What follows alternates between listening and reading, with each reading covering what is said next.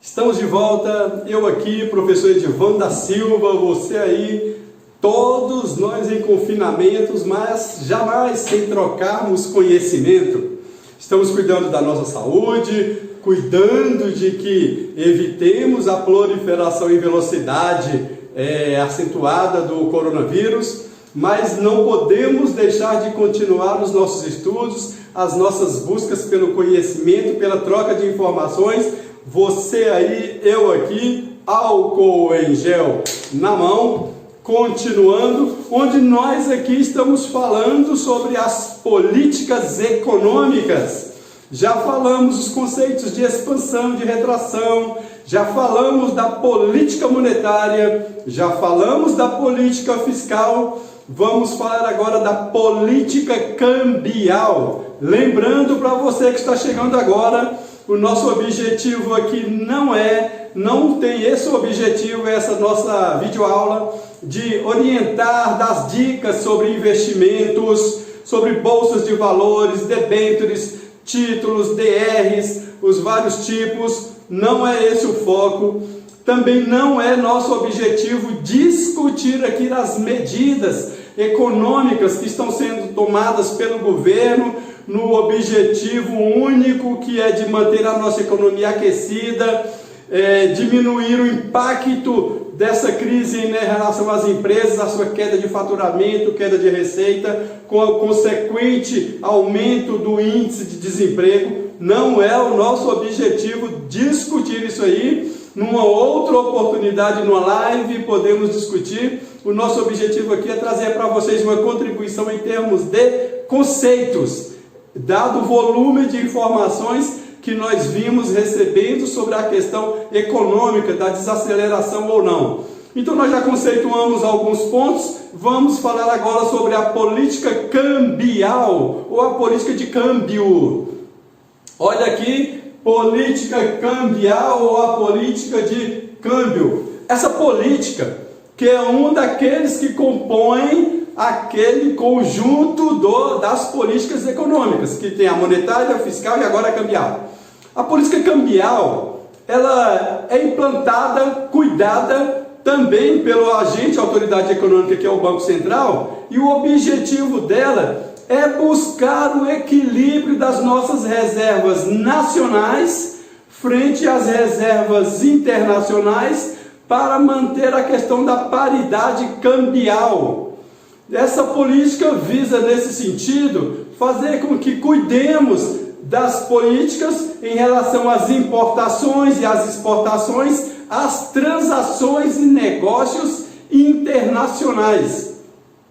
Para isso, dentro dessas ações, o governo pode se valer de adotar um tipo de câmbio, podendo ser o câmbio fixo ou o câmbio flutuante. O câmbio fixo é quando o nosso câmbio está atrelado a um ativo fixo. Ou seja, um ativo fixo, o preço do barril do petróleo, do grama do ouro ou do próprio dólar, ou seja, acompanham as variações nesse sentido. O outro é o câmbio flutuante, onde acompanha o movimento que está flutuando, a oscilação do mercado financeiro diariamente ou em várias vezes durante o dia, tá? Que é o câmbio adotado pelo nosso Brasil, que é o câmbio flutuante. O câmbio hoje, por exemplo, está em R$ 5,08, deu uma queda para R$ 4,99, mas fechou a R$ 5,08. Importante salientar que o dólar não aumenta, o euro não aumenta, eles continuam do mesmo tamanho. O que aumenta é o câmbio, ou seja, o valor. Então o câmbio hoje está em R$ 5,08, significa que para cada $1 que nós precisarmos adquirir, nós precisaremos de R$ 5,08. Se esse câmbio vier a cair para R$ 4,50, por exemplo, significa que para cada $1 que nós viermos a adquirir, precisaremos de R$ 4,50, bem menos do que os R$ 5,08 atuais. Se daqui a um tempo o câmbio cair para R$ 3,00, significa que para cada $1 nós precisaremos de R$ 3,00, ou seja, menos moeda nacional para adquirir o mesmo volume de moeda internacional. Essa definição desse valor do câmbio do dia é definida através de um programa de taxa chamado PTAX, com X. PTAX é o programa de taxa. São as autoridades econômicas, pessoas de notório saber no Brasil, que negociam com o mundo para saber se o câmbio tem tendência de alta, de queda ou de manutenção. De acordo com essa tendência, o que apontam essas autoridades é que através do PTAX define o valor que hoje está em R$ 5,08. Hoje, no caso, estou falando do dia 24 de março de 2020. Nesse sentido, fica a dúvida, porque na economia sempre há uma dúvida. Isso é bom ou ruim? De novo, depende. Exatamente igual aos juros. Juros, bom ou ruim? Depende. Para quem vai comprar, juros altos é ruim. Para quem vai vender é bom. Para quem vai tomar um empréstimo, juros altos ruins.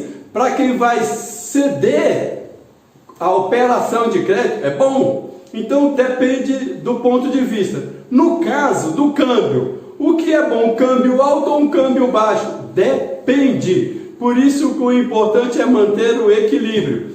Imaginando, por exemplo, uma empresa brasileira que ela é exportadora, ela vende para outros países, ela vende para fora. Essa empresa tem os seus custos em reais. O aluguel é em reais, a nossa moeda nacional, a folha de pagamento, todas as suas questões de impostos, os seus custos variáveis, fixos, toda a sua estrutura de custos está em reais. Mas ela é exportadora. Ao vender para fora, ela está recebendo de acordo com a moeda a qual ela está vendendo. Para essa empresa que é exportadora, é ótima a desvalorização cambial. Desvalorização cambial significa desvalorizar a nossa moeda, o nosso câmbio. A nossa moeda está desvalorizada, perdeu força. Hoje, por exemplo, está R$ 5,08. Para adquirir $1, você precisa de R$ 5,08. Amanhã, se isso cair para R$ 4,00, é muito improvável, apenas uma hipótese, que caia para R$ 4,00, significa que para adquirir cada $1, precisaremos de R$ 4,00, ou seja, a nossa moeda ganhou força, ela está sendo valorizada, ok? Então, nesse momento de R$ 5,08, a desvalorização cambial, ela favorece, ela estimula, ela incentiva, ela ajuda para quem exporta, porque ele vai ter um custo em real, vende para receber, na conversão ele vai receber mais reais. Por quê? Se ele, por exemplo, vender $10 a R$ 5,08, ele vai receber R$ 50,80. Se o câmbio cair para R$ 4,00, em vez de ele receber R$ 50,80, ele vai receber apenas R$ 40,00, sendo que o seu custo de produção, de manutenção já estava estudado, definido, calculado. Nesse sentido, para quem exporta, a desvalorização cambial é ótima. Por outro lado, para quem importa, para quem compra de fora, é péssimo. Você que quer importar agora algum produto de fora, você que quer importar aquele smartphone, aquela TV, aquele Xbox, nesse momento de desvalorização cambial, esse produto vai ficar muito caro trazendo de fora para dentro. Porque a nossa moeda perdeu força, perdeu valor, por isso desvalorização cambial. Agora o contrário. A valorização cambial. Se o câmbio estiver a R$ 4,00, ou seja, para cada $1 eu preciso de R$ 4,00. Se cair para 2, por exemplo, Agora, para adquirir cada $1, se eu precisar de R$2, a nossa moeda está valorizada, está ganhando força. Para o caso do importador, para você que vai comprar, que pretende fazer agora uma viagem interna, o que é bom nesse sentido? Significa que aquele produto importado vai ficar mais barato. Se ele era $10 e o dólar estava R$ 5,08, você iria pagar R$ 50,80. Se o dólar cair para R$2, significa que aquele mesmo produto com $10, você agora só vai pagar R$20. Isso significa valorização cambial. A nossa moeda está valorizada, ela ganhou força, ela aumentou o seu poder frente ao cenário internacional. Portanto, a desvalorização cambial ajuda, favorece as empresas exportadoras. A valorização cambial favorece, estimula as empresas importadoras. Mas o Brasil não é uma ilha, ele não vive isolado. Ele faz parte da Organização Mundial do Comércio, ele tem relações multilaterais, bilaterais com vários países, vende para a China, compra da China, vende para os Estados Unidos, Alemanha, Inglaterra, Índia, Rússia, vende para todo mundo, vende e compra. Imaginando que a nossa moeda esteja no momento de desvalorização cambial, vai ajudar as nossas empresas exportadoras. Está vendendo lá para fora. Por outro lado, vai dificultar muito a importação. Os países lá, amigos, vão dizer: ô Brasil, você só quer vender para nós e não vai comprar nada de nós? Não vamos comprar porque está caro. Por outro lado, se estivermos em um ambiente de valorização cambial, nós vamos só comprar de fora e não vamos vender nada, porque a nossa mercadoria vendida ficará muito barata lá fora, então é melhor vender no mercado doméstico. Isso também não é bom. Portanto, a gente deve manter aquela paridade, esse equilíbrio cambial, ok? Nem tão desvalorizada, nem tão valorizada, porque nas relações internacionais é importante manter esse equilíbrio, tanto para exportar quanto para comprar. Do ponto de vista lá de fora, se nós estamos exportando, eles estão importando. Do ponto de vista lá de fora, se nós estamos importando, eles estão exportando, eles também estão vendendo. Então, nessa situação é onde se busca esse equilíbrio de reservas nacionais frente às reservas internacionais, até porque para garantir o cumprimento das nossas obrigações em termos de liquidez. Isso é a questão do câmbio fixo, câmbio flutuante, o conceito e o contexto que eu trouxe aqui para vocês de desvalorização cambial e de valorização cambial. É bem verdade que esse é um assunto para ter um mergulho com profundidade oceânica, assunto aqui para nós discutirmos uma eternidade. O objetivo é só trazer para você que ainda não vive esse jargão, esse linguajar do mundo econômico financeiro, ter um conceito em relação a esses assuntos que estão sendo muito discutidos ultimamente. Acompanhe aqui comigo na tela. Então, eu trouxe aqui para vocês um breve resumo do que eu falei, o que é a taxa de câmbio. Você tem o vídeo aí, você poderá ler depois. O que é a taxa fixa e a taxa flutuante. Está aí, estou saindo da frente da tela para você acompanhar, para você ler. Volta algumas vezes, aproveite e dá um like, compartilha com aquela pessoa que você quer mostrar esses tipos de domínios e conhecimentos. Já falamos da desvalorização cambial e da valorização cambial, para nós entrarmos no que se fala muito em balanço de pagamentos. A gente vê nos telejornais, nos jornais, nos aplicativos, nos anuários que somos assinantes, falando em balanço de pagamentos.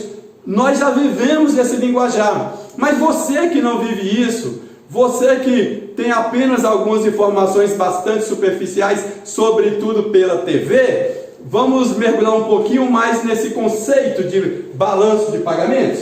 O balanço de pagamentos, na verdade, é um balanço, é um levantamento de como estão as nossas relações comerciais no mundo internacional, no mundo globalizado. Quando eu falo as nossas, é a nossa do Brasil, do país. Então, o balanço de pagamentos do Brasil em relação às nossas transações, negociações internacionais. E o nosso balanço de pagamentos ele é subdividido pela balança comercial. A balança comercial, nós estamos falando de exportação e de importação. Se vocês ouvirem, por exemplo, falar que a balança comercial está positiva, significa que nós estamos exportando mais e importando menos. Estamos vendendo mais para fora do que comprando de lá. Isso é quando a balança comercial está positiva. O contrário, se a balança comercial estiver negativa, significa que estamos comprando mais do exterior do que vendendo. Estamos importando mais do que exportando. Mas isso é um conceito FOB, F-O-B, Free On Board. Significa o que nessa exportação e importação?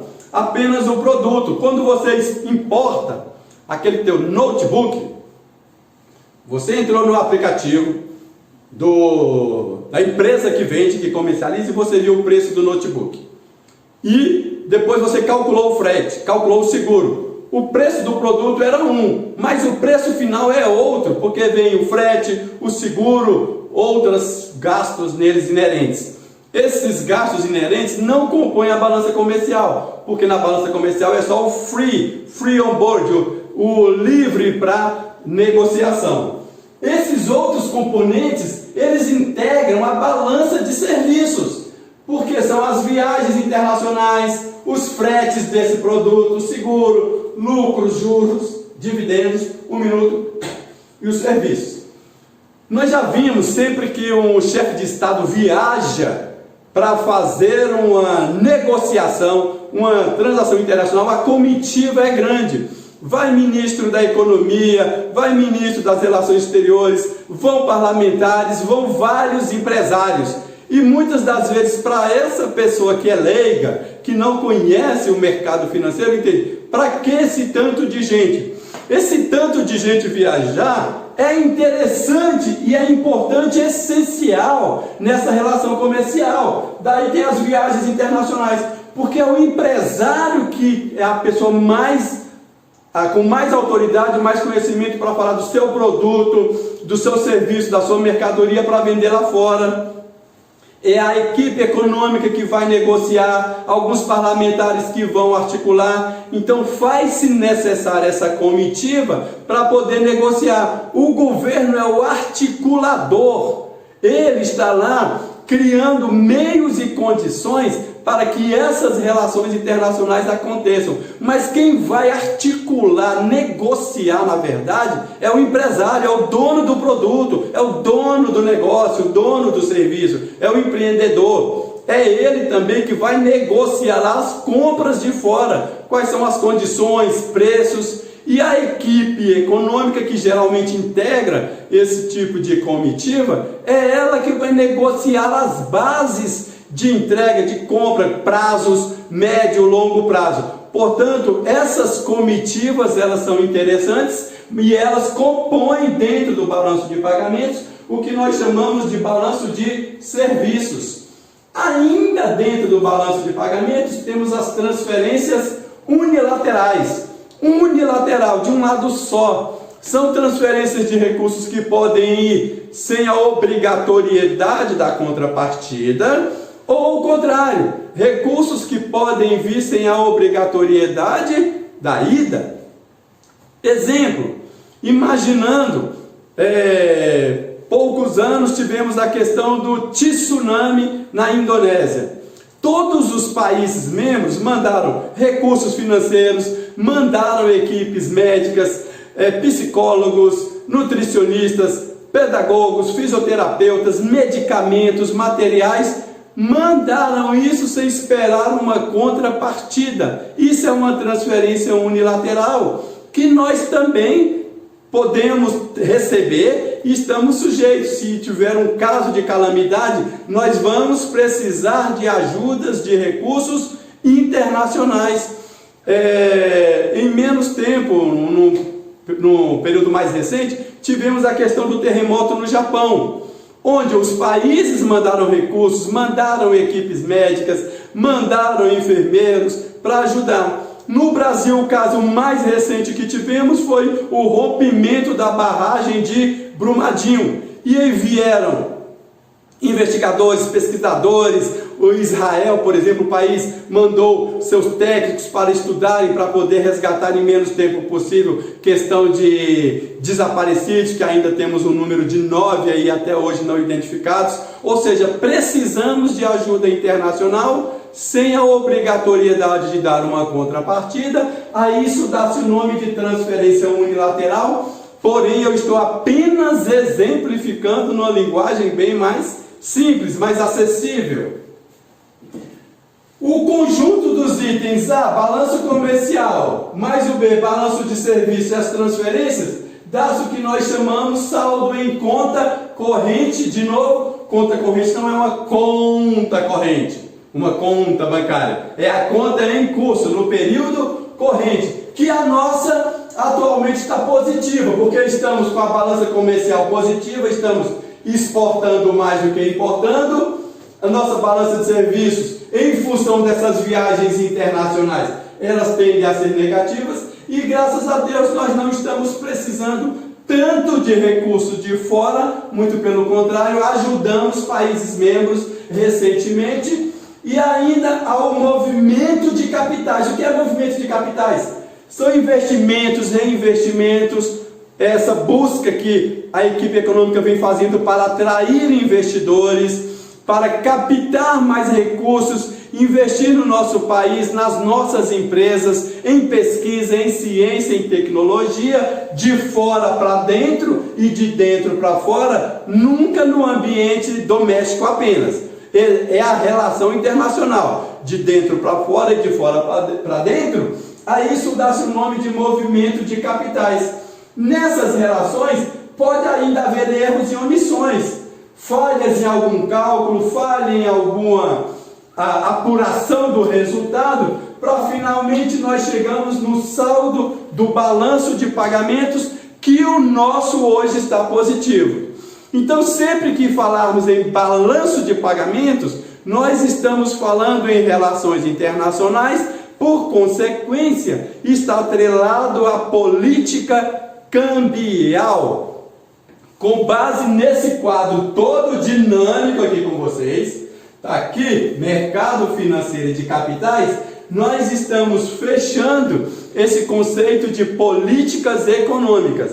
De novo, aproveite, estude, mergulhe, aprofunde o conhecimento. Nosso objetivo não é orientar investimento e muito menos discutir neste momento as ações do governo, e sim trazer um pouco de contribuição de tanto conceito que nós estamos sendo bombardeados. Eu trouxe aqui essa contribuição para ajudar você que não vive esse linguajar do mundo econômico, do mundo financeiro com tanta frequência e tanta recorrência. Obrigado, um abraço, até a próxima.